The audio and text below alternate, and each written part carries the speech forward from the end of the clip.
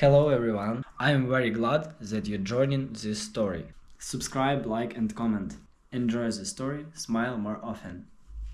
When my parents started calling me the placeholder, I was only a child, too young to understand what it meant but old enough to feel its weight. As soon as my sister was born, I was pushed aside like I was nothing. Years later, I barely speak to them, until one day they call me desperate and broken. Turns out, karma has finally come knocking on their door, and they want my help. When my sister, Emily, was born, my life as I knew it came to an abrupt halt. I was 6 years old at the time, and up until then, I'd been the center of my parents' world. Birthdays were grand affairs, bedtime stories were a nightly tradition, and every scraped knee came with a comforting hug. But the day Emily came home from the hospital, all of that changed. Suddenly, everything revolved around her. She was this tiny, pink bundle of need, and my parents couldn't get enough of her. If I asked my mom to read me a story, she'd say, "Not now, sweetie, Emily needs me." When I begged my dad to take me to the park, he'd wave me off with, "Emily's too small for that. Maybe when she's older." At first, I thought it was just a phase. Babies needed more attention, right? But as the months went on, I realized this wasn't temporary. It was my new normal.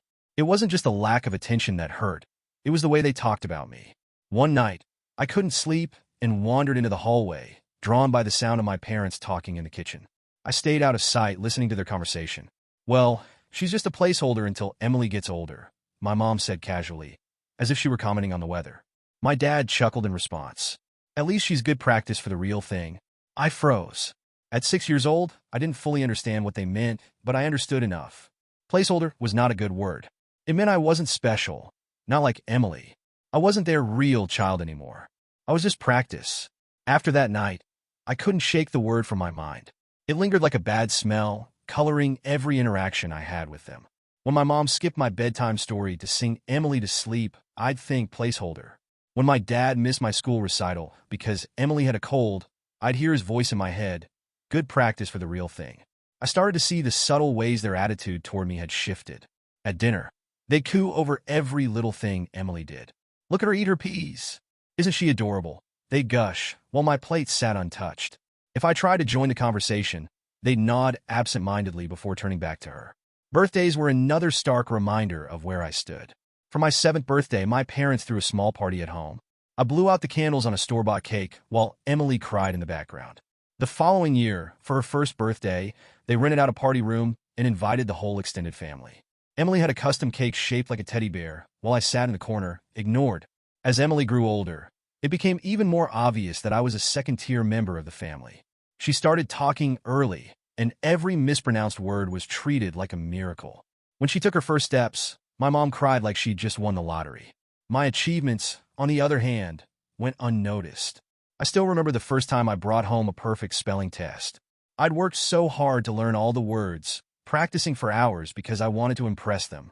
"Look, Moms," I said, holding up the paper proudly. "That's nice, honey," she said without looking up from feeding Emily. "But I got 100%. I insisted, hoping for more enthusiasm. She glanced at me briefly and smiled. "Good job, sweetie. Now, can you grab me a burp cloth?" Emily spit up again. I stood there for a moment, clutching the paper, waiting for something more, a hug, a high five, anything. But it never came. By the time I turned 10, I had stopped expecting much from them. I threw myself into my own world, spending hours reading books and drawing pictures in my room. If they weren't going to notice me, I figured I'd stop trying to be noticed. But no matter how much I told myself I didn't care, the word placeholder haunted me. I thought about it when I went to bed at night, staring at the ceiling and wondering why I wasn't enough for them. I thought about it at school, where I envied the kids whose parents cheered them on at soccer games or hugged them tightly at pickup. And I thought about it every time I watched my mom beam with pride as Emily showed off some new skill.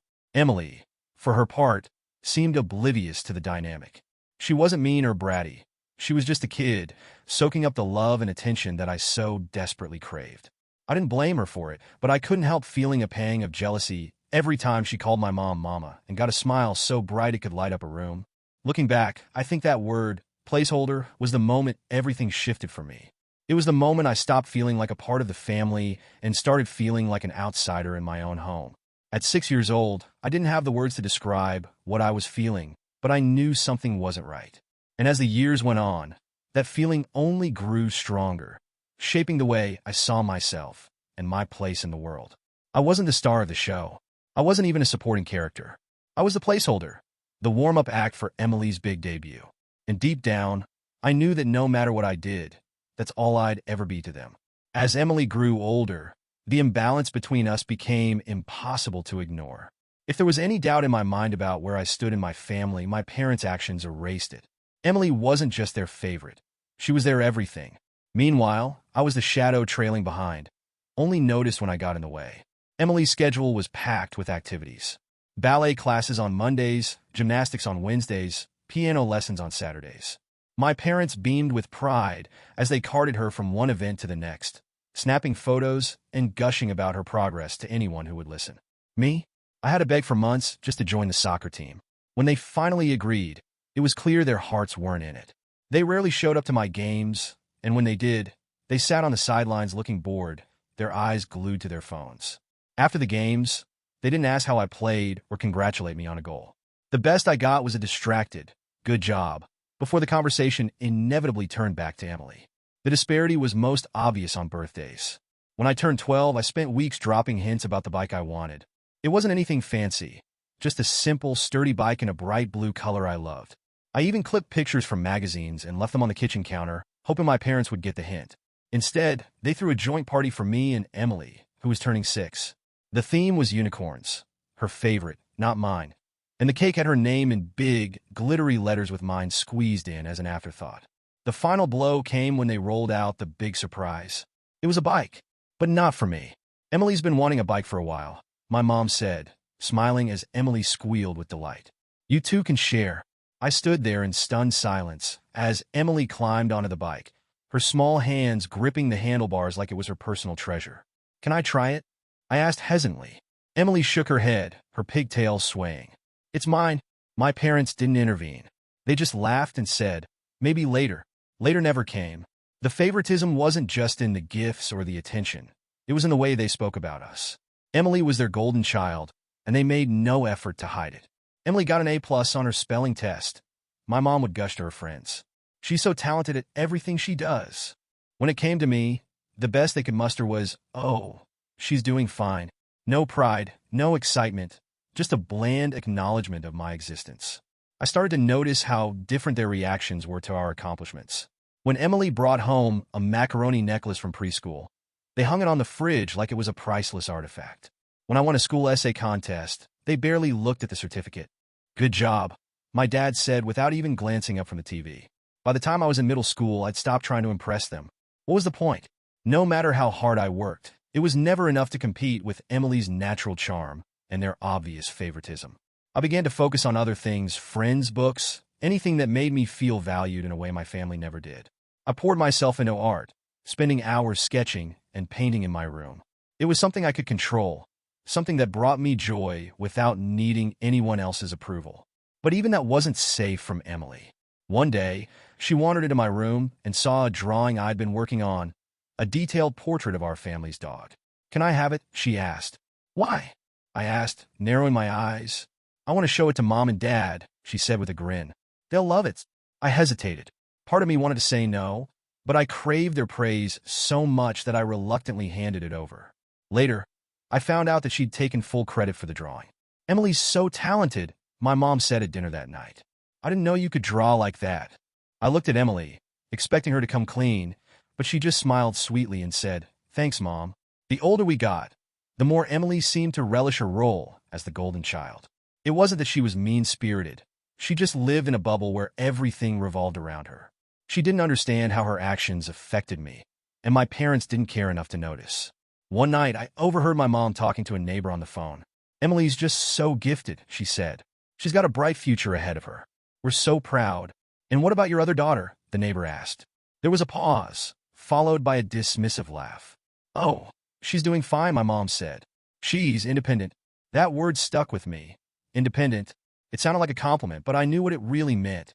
I didn't need them, so they didn't bother with me. Looking back, I can see how those years shaped me. I learned to rely on myself because I couldn't rely on them. I learned to find validation in my own achievements because I'd never get it from them. And I learned that sometimes being invisible was easier than fighting for attention I'd never get. But at the time, All I felt was the ache of being second place in my own family, a position I hadn't chosen but couldn't escape. I told myself it didn't matter, that I didn't care. But deep down, I knew I'd carry that feeling with me for the rest of my life. By the time I reached high school, I had mastered the art of keeping my head down and staying out of my parents' way. It wasn't a conscious decision at first, more of a survival instinct that grew stronger over time. I learned that if I didn't bother them, they didn't bother me. And that was as close to peace as I could get in a household where Emily was the center of the universe. Instead of lingering at home, I built a life outside of it. I joined every club that would have me: art club, drama club, student council. I spent hours at friends' houses after school, finding comfort in their noisy, chaotic families. Being around them only made my own home life feel emptier, but at least it was a distraction. My parents didn't seem to care where I was, as long as I wasn't causing trouble. As long as Emily was happy, my existence didn't register. They showed up to every recital, competition, and award ceremony she had, cheering her on like proud parents in a Hallmark movie. Meanwhile, I learned to celebrate my victories in silence. The first real heartbreak came during my sophomore year when I landed the lead role in the school play. I wasn't much of an actress, but I'd worked hard at the audition, and my drama teacher believed in me. I was thrilled, and for the first time in years, I thought I had something that might impress my parents. At dinner that night, I told them the news, barely able to contain my excitement. "That's nice," my mom said distractedly, spooning mashed potatoes onto Emily's plate. "But Emily has a recital that night, doesn't she?" Emily nodded, her mouth full of food.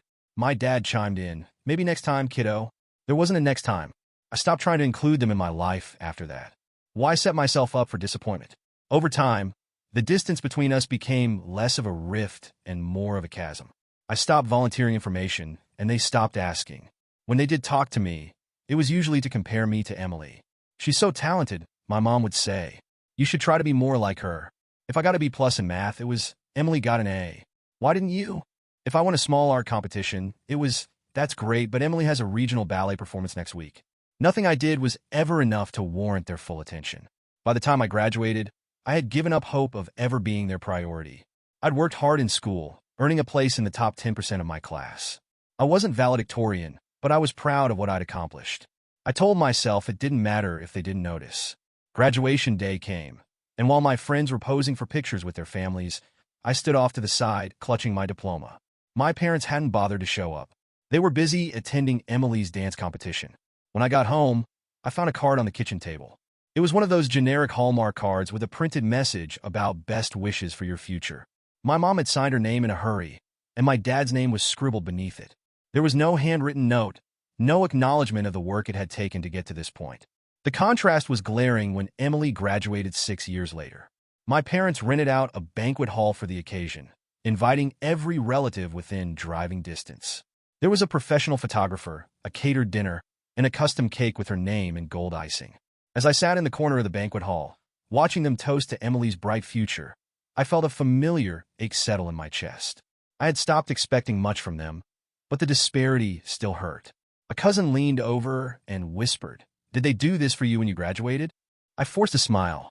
"No, but that's okay," I lied. "Emily deserves it." Inside, I was seething. I didn't envy Emily. She hadn't asked to be their golden child. But I couldn't help wondering why I was never enough. Looking back, high school was the turning point for me. It was when I started to realize that my relationship with my parents would never be what I wanted it to be. They had made their choice long ago, and I had to make mine. I began to pull away emotionally, investing my energy in friendships and hobbies instead of chasing their approval. It wasn't a perfect solution, but it was the only way I knew how to cope. By the time I left for college, I felt more like a tenant in their house than a member of their family. I didn't bother leaving a forwarding address for mail, and they didn't ask for one. The distance was mutual, and for the first time in my life, I felt a sense of freedom. It was bittersweet, knowing I had to leave them behind to find myself. But deep down, I knew I couldn't keep living in their shadow. I had to create my own light, even if they never bothered to see it. Leaving for college felt like opening a door to a new world, a world where I wasn't the placeholder or Emily's sister, but just me. I chose a school halfway across the country, not because it was the best fit academically, but because it was as far away from my family as I could get without leaving the United States. It was a clean break, a chance to start over without the weight of their indifference dragging me down. When I moved into my dorm, my parents didn't make a big fuss. My mom helped me unpack a few things, then rushed off to call Emily about her latest modeling audition. My dad gave me a distracted pat on the back before reminding me to call if you need anything, a statement I knew carried little sincerity. I didn't call. College was everything I needed it to be: busy, challenging, and most importantly mine. For the first time, I wasn't defined by my family's dynamics. My roommates and classmates didn't know Emily or my parents. They only knew me. I threw myself into my studies, joined clubs, and even landed a part-time job at the campus library. I made friends who supported me and celebrated my successes, something I wasn't used to. It felt strange at first, receiving genuine praise and encouragement, but I quickly realized how much I had been starving for it. Meanwhile, my parents' calls grew fewer and farther between. At first, they'd call once a week, but the conversations were short and predictable. "How's school?" my mom would ask, followed by, "Emily just landed another audition." My dad would chime in with generic advice about studying and budgeting before handing the phone back to my mom, who would inevitably steer the conversation back to Emily. Eventually, the calls tapered off entirely, replaced by the occasional holiday text. I didn't mind. It felt like confirmation of what I'd always suspected. They didn't need me in their lives, and I didn't need them in mine. Over the years, the distance between us became more than just physical. When I got my first job after graduation, I didn't even bother to tell them. It wasn't out of spite, I just didn't see the point. They wouldn't have been excited or proud. At most, I'd get a perfunctory, "That's nice," before they launched into the latest update on Emily's career. Speaking of Emily, she had blossomed into their golden child in every possible way. She landed a few minor modeling gigs in high school, but by the time I graduated from college, she was starting to gain traction in the industry. My parents couldn't stop gushing about her. "She's so photogenic," my mom would say during one of our rare phone calls. "Her agent says she's a natural. Can you believe how lucky we are?" My dad was no better. "She's got a bright future ahead of her," he'd brag. "She's already booking shoots in New York and LA." I watched from a distance as they poured all their time, money, and energy into supporting Emily's dreams. They helped her set up a professional Instagram page, paid for her travel expenses, and even remodeled her room into a home studio for headshots and practice shoots. Meanwhile, I was carving out a life for myself with no help from them. I found an apartment, started saving for a car, and worked my way up in my job. It wasn't glamorous, but it was mine, and that was enough. The few times I did visit home during those years, it was clear that nothing had changed. Emily's photos covered the walls, and her trophies and certificates filled the shelves. My old room had been turned into a guest room, my belongings packed away into boxes in the attic. One Christmas, I decided to surprise them by coming home unannounced. I thought maybe, just maybe, they'd be happy to see me. Instead, I walked in to find them celebrating with Emily and a group of her friends. They hadn't even set a place for me at the table. "Oh, we didn't know you were coming," my mom said awkwardly, as if I were an unexpected guest instead of their daughter. I stayed for an hour before making an excuse to leave. On the drive back to my apartment, I made a promise to myself: no more surprises. As Emily's career took off, my parents' fixation on her grew even stronger. They posted about her constantly on social media, sharing every new gig, every glowing review, every milestone. "Our star," my mom called her in one post. "We're so proud of everything she's accomplished." I watched from afar, knowing that no matter what I did, I'd never measure up. But by then, I didn't want to. I had spent too much of my life chasing their approval, and it had gotten me nowhere. Cutting the cord wasn't a dramatic moment. It was a gradual process, a series of small decisions that added up to a quiet but firm separation. I stopped responding to their holiday texts. I stopped sending birthday cards. And eventually, I stopped thinking of them as my family. It wasn't easy, but it was necessary. I couldn't keep carrying the weight of their indifference, couldn't keep setting myself on fire to keep them warm. For the first time, I felt free. Free to live my life on my terms, free to pursue my dreams without the shadow of comparison, free to be myself without constantly wondering if I was enough. My parents didn't seem to notice, or if they did, they didn't care. They had Emily, and in their eyes, she was all they needed. And for the first time, I realized that was okay. I didn't need them either. It had been over 5 years since I'd last seen or spoken to my parents when my phone buzzed late one evening. I was in my apartment, halfway through folding laundry, when I glanced at the screen. My mom's name flashed across it. For a moment, I just stared at it, the sound of the ringtone cutting through the quiet. I almost let it go to voicemail. What could she possibly want after all this time? But curiosity and something I couldn't quite name made me swipe to answer. Hello, I said cautiously, unsure of what to expect. Sweetie, it's your mom, she said, her voice trembling. I blinked, caught off guard. Her tone was strange, hesitant, almost fragile.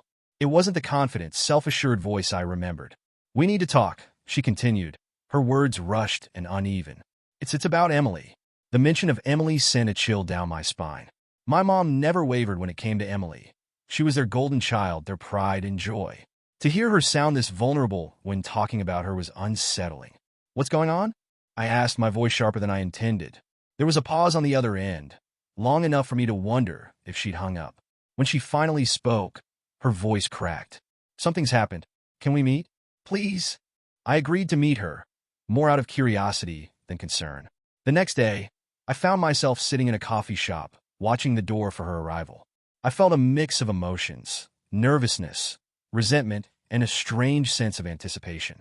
When my mom walked in, I barely recognized her. She looked older, more worn down than I'd expected. Her hair was streaked with gray, and there were lines around her eyes that hadn't been there the last time I saw her. She spotted me and hurried over, clutching her purse like it was the only thing keeping her grounded. Thank you for coming, she said, her voice barely above a whisper as she sat down. What's this about, Mom? I asked, keeping my tone neutral. Her hands trembled as she reached for her coffee cup. It's Emily, she said again. She's in trouble. The story came spilling out in pieces, each one more shocking than the last. Emily's seemingly perfect life was crumbling. She'd been caught up in a scandal involving fake sponsorship deals and inflated follower counts on her Instagram page. Apparently, her agent had dropped her, and she was facing legal action from several companies she'd worked with. But that wasn't all. My mom went on to explain that my parents had taken out loans to support Emily's career, loans they now had no way of paying back. They poured everything into her, convinced that her success would eventually cover the costs.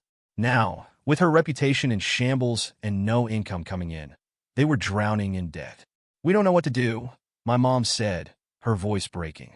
We're scared, and Emily, she's not handling it well. I leaned back in my chair, letting her words sink in. For years, they put Emily on a pedestal, investing all their time, money, and energy into her dreams. And now, it was all falling apart. What does this have to do with me? I asked finally, keeping my tone even. My mom looked at me, her eyes glistening with tears. We were hoping you could help, she said. You're doing well for yourself, and we don't have anyone else to turn to. I felt a surge of anger rise in my chest. You need me? I asked, my voice cold. After years of treating me like I didn't matter, you think I'm just going to swoop in and save the day? It's not like that, she said quickly. We know we've made mistakes. We know we didn't treat you the way you deserved, and we're sorry. But Emily's our daughter, and she's struggling. Please, we're begging you. I stared at her, my mind racing. This was the moment I'd imagined countless times, the moment they'd finally realize how wrong they were. And yet, it didn't feel the way I thought it would. There was no satisfaction, no sense of vindication. All I felt was a hollow ache. I need time to think, I said, standing up. My mom reached out, her fingers brushing my arm. Please don't walk away from us, she said. We need you. I looked at her hand, then back at her face. I'll let you know, I said, my voice distant. As I walked out of the coffee shop, 1,000 thoughts swirled in my head. Part of me wanted to help them, to prove that I wasn't the bitter, resentful daughter they'd made me out to be. But another part of me couldn't ignore the years of neglect, the pain of always being second best. They'd turned their backs on me when I needed them most.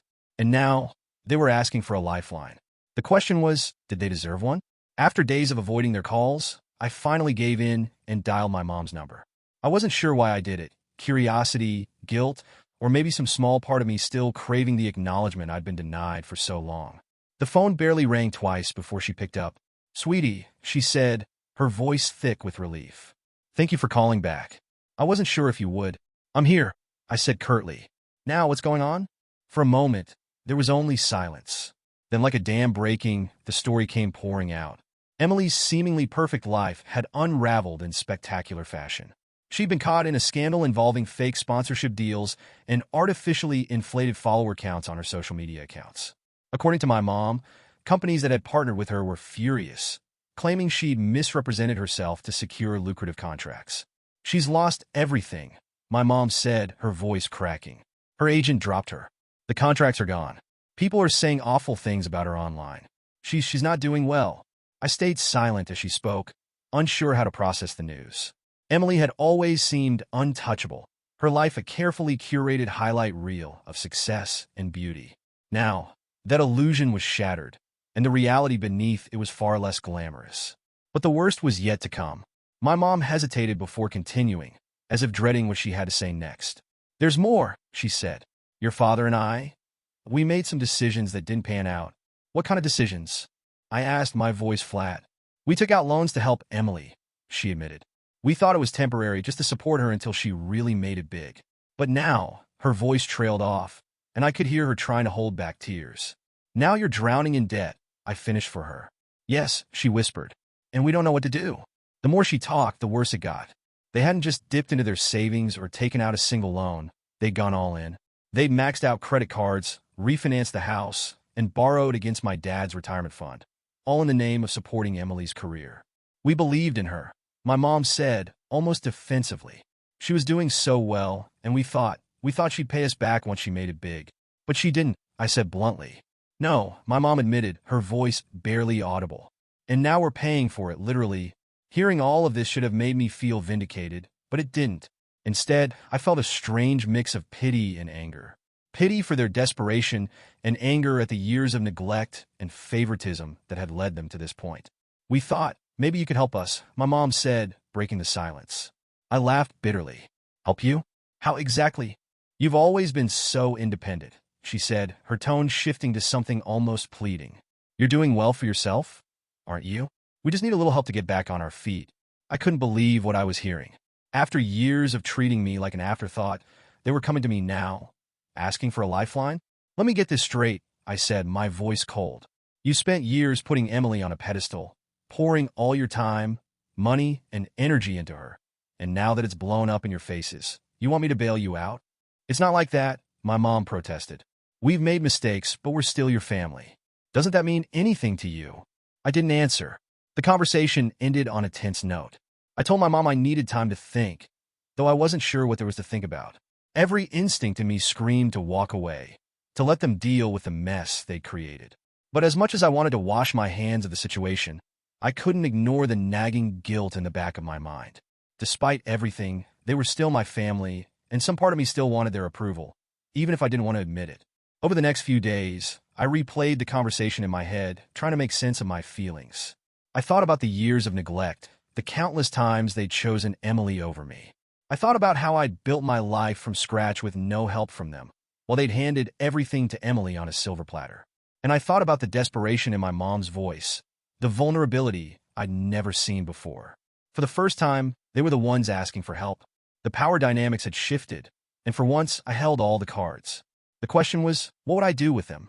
Sitting across from my parents at a small cafe, I felt like I was watching a scene from someone else's life. My mom's hands shook as she stirred her coffee, the clinking sound loud in the tense silence. My dad looked uncomfortable, his jaw tight, like he'd rather be anywhere else. The irony wasn't lost on me. These were the same people who had dismissed me for years, who had made it clear I was nothing more than an afterthought. And now they needed me. "We're so grateful you agreed to meet us," my mom started, her voice wavering. "I didn't agree to anything," I said flatly, leaning back in my chair. "I came to hear what you have to say." My mom exchanged a glance with my dad, and then she launched into the same desperate plea I'd heard over the phone. Emily's career was in ruins, their finances were in shambles, and they were out of options. She spoke quickly, as if rushing through the details would somehow make them less catastrophic. "We're just asking for a little help," she said, her eyes shining with unshed tears. "You're doing so well, and we thought maybe you could help us get back on our feet." I stared at her, unblinking. Her words echoed in my mind, but all I could think about was the countless times she'd dismissed me, the way she'd brushed off my accomplishments as unimportant. I thought about every time she'd compared me to Emily, every time she'd made it clear that I was second place. "Why would I help you?" I asked finally, my voice cold and steady. My mom flinched, like she hadn't expected me to say no. "Because we're your family," she said. "Family?" I repeated, a bitter laugh escaping my lips. "You've got some nerve calling this a family. You didn't care about me when I needed you, so why should I care now?" My dad, who had been silent until now, cleared his throat. "We know we made mistakes," he said, his voice gruff but shaky. We weren't perfect parents, but we're still your parents. And you're still our daughter. I stared at him, my anger bubbling to the surface. You don't get to play the family card now, I said, my voice rising. You only remember I exist when you need something. That's not family. That's convenience. The tension at the table was thick enough to cut with a knife. My mom wiped at her eyes with a napkin, and my dad shifted uncomfortably in his seat. For the first time in years, I had the upper hand, and they knew it. We're sorry, my mom said quietly. For everything. We know we let you down, and we'll regret it for the rest of our lives. But please, don't punish us for our mistakes. I shook my head, unable to believe what I was hearing. You think this is about punishment? I asked. You punished me every day for years, and I never got an apology for it. Now, you're asking for my help, and you're calling it punishment because I'm not bending over backward to save you. My mom's tears fell freely now, but I didn't feel the satisfaction I thought I would. If anything, it felt hollow, like the years of pain and neglect had left me too numb to truly enjoy this moment. I need time to think, I said finally, standing up from the table. Please, my mom begged, grabbing my hand. We're desperate. I pulled my hand away gently. I'll let you know. The walk back to my car felt surreal. My parents had spent years ignoring me, diminishing me, and now they were begging me for help. Part of me wanted to slam the door in their faces, to make them feel even a fraction of the hurt they'd caused me. But another part of me wasn't sure I could live with myself if I did. Over the next few days, their words replayed in my head.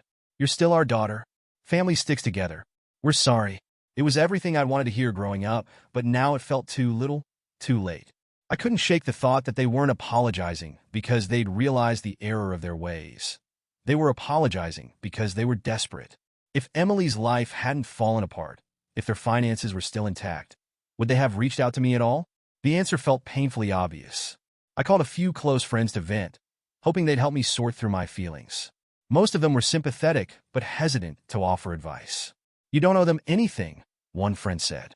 You've built a life without them, and they didn't help you get there. Another friend took a more measured approach. They're still your parents, she said. I'm not saying you should forgive them, but maybe this is your chance to get some closure. Closure. The word stuck with me.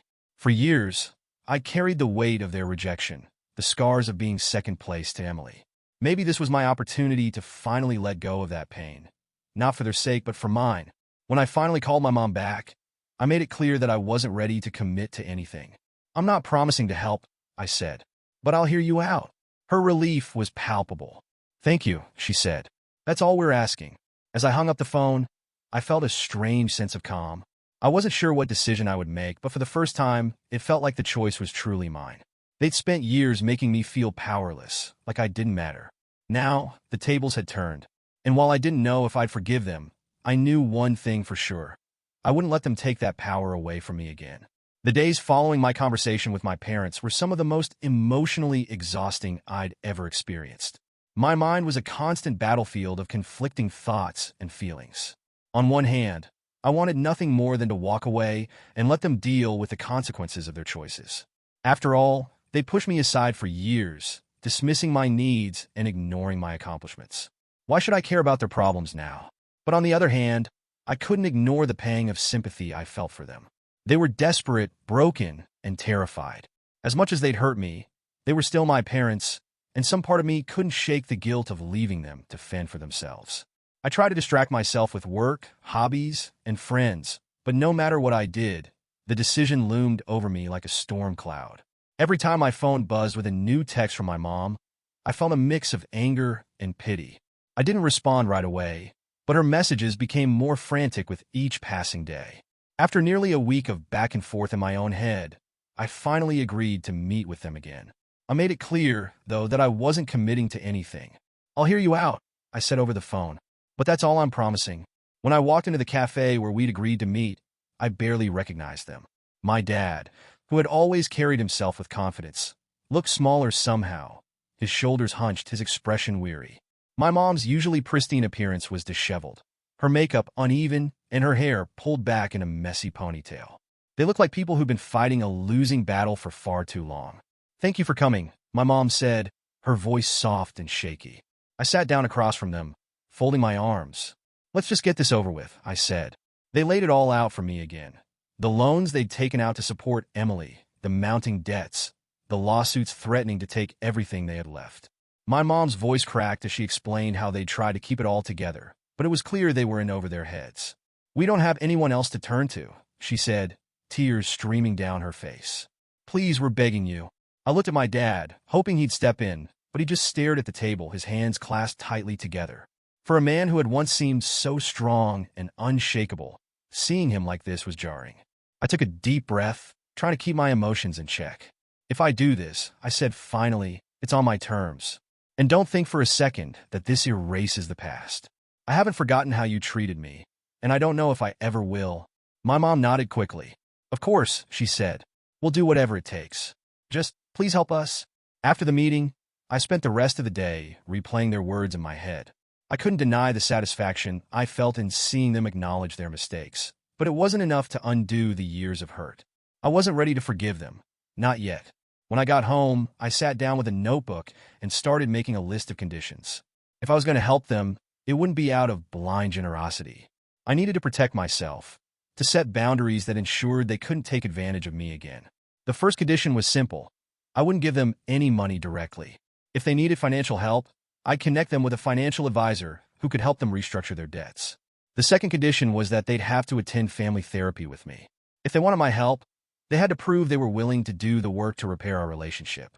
And the final condition? No more pretending Emily was the center of the universe.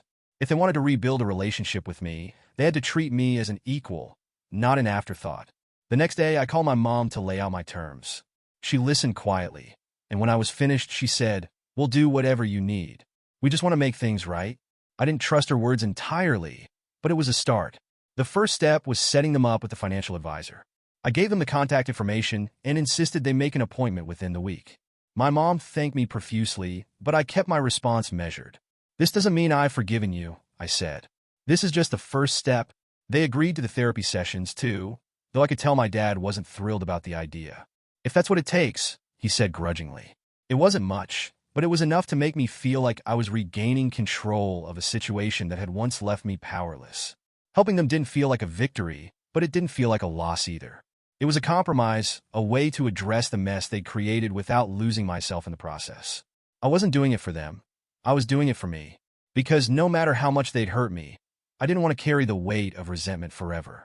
As I hung up the phone after our call, I felt a strange mix of relief and apprehension. This wasn't forgiveness, and it wasn't closure. But it was a step forward, and for now, that was enough. In the end, helping my parents wasn't about them, it was about me. I didn't do it because I forgave them or because I felt obligated. I did it because I didn't want to carry the same bitterness they'd planted in me for so many years. I started with a financial advisor. I'd spent hours researching reputable ones in their area, making calls, and ensuring they'd be in good hands. When I sent my mom the contact information, I was clear. This is the extent of my involvement. It's up to you to follow through. To their credit, they made the appointment. My mom even sent me a hesitant text afterward. "Thank you." The advisor was helpful. "We're working on a plan." It wasn't much, but it was something. Next, I gave them practical advice on cutting costs. Things like downsizing their house, canceling unnecessary subscriptions, and selling off the expensive equipment they'd bought for Emily's modeling career. At first, they balked at the idea of selling their home. "It's where we raised our family," my mom said tearfully. But even my dad, who rarely spoke during these conversations, acknowledged the truth. "We can't afford to keep it," he admitted. "It's time to move on." True to form, Emily didn't reach out once during this whole ordeal.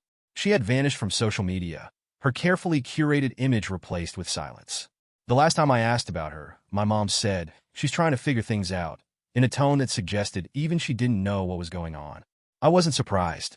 Emily had always been shielded from the harsh realities of life, thanks to my parents' unwavering support.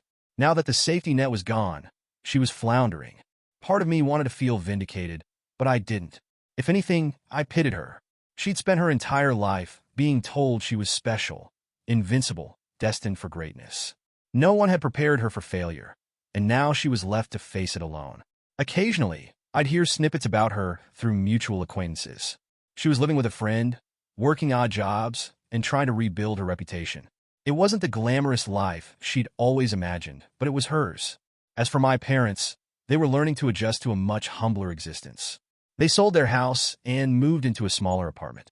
My dad took on part-time work to supplement his dwindling retirement fund, and my mom started cooking at home instead of eating out. "We're making it work," my mom said during one of our sporadic calls. She sounded tired but determined. As for me, I've found a peace I never thought possible. For the first time, my life doesn't revolve around chasing their approval or comparing myself to Emily. I've built something entirely my own, a career I'm proud of, friendships that lift me up, and hobbies that bring me joy. It's not perfect, and there are still moments when the old wounds ache. Sometimes, I'll catch myself wondering if my parents truly regret the way they treated me, or if their apologies were just a means to an end. But those thoughts don't consume me like they used to. I've learned to set boundaries, to protect myself from the toxic patterns that once defined our relationship. I still talk to my parents occasionally, but I keep the conversations light and surface level. I don't expect them to change, and I've made my peace with that. Looking back, I realized that helping them was as much about proving something to myself as it was about aiding them. It was my way of breaking the cycle, of showing that I could rise above the resentment and hurt they'd caused me. These days, I rarely think about the past.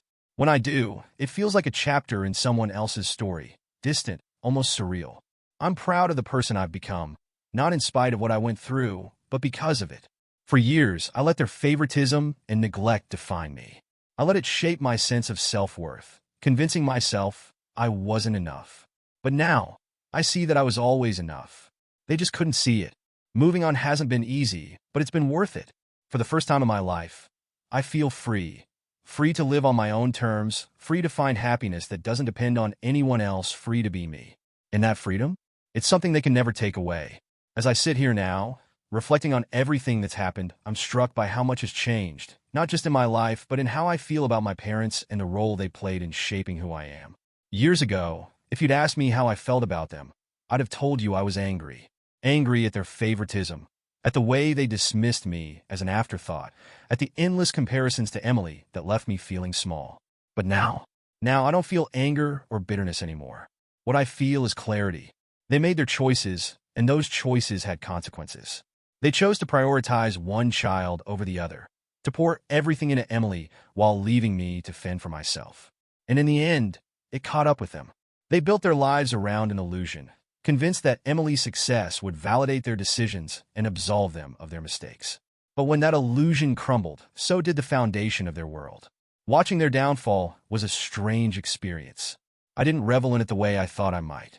There was no satisfaction in seeing them struggle, no sense of victory in their realization that they'd been wrong all along. If anything, it felt like a cautionary tale, proof that ignoring reality doesn't make it go away. Karma has a way of balancing the scales, and in their case, it was swift and unforgiving. Emily, the daughter they'd pinned all their hopes and dreams on, turned out to be human after all. She made mistakes, stumbled, and fell. And while I feel for her, I also recognize that my parents are partly to blame. They put so much pressure on her to succeed, to be perfect, that failure was almost inevitable. But the most ironic part? I didn't have to lift a finger. I didn't need to exact revenge or make a grand gesture to prove my point. The truth came out on its own, unraveling the narrative my parents had spent years crafting. Their perfect world fell apart without any help from me. For a long time, I thought I needed their acknowledgement to heal, to hear them say, "We were wrong, and we're sorry," and to feel the weight of their regret. But now I realize that their words, even if genuine, wouldn't have changed anything. The real healing didn't come from their apologies. It came from within me. It came from choosing to live my life on my own terms, from surrounding myself with people who value and respect me, from finding joy and purpose outside of their approval. Sometimes, the best revenge isn't revenge at all. It's moving on, living well, and letting karma do the rest. My parents and I still have a relationship, but it's different now. It's distant, almost formal. They've tried to bridge the gap a few times, but I keep my boundaries firm. I'm polite, but I don't go out of my way to involve them in my life. It's not about punishing them, it's about protecting myself. As for Emily, I wish her well, even though we don't talk. I don't know if she's found her footing yet, but I hope she does. She wasn't the villain in this story, just another pawn in a game neither of us asked to play. Looking back, I can see how much I've grown. The girl who once craved her parents' approval, who bent over backward trying to prove her worth, is gone. In her place is a woman who knows her value, who stands tall even when others try to diminish her light. Life isn't perfect, It never is. But it's mine, and that's enough.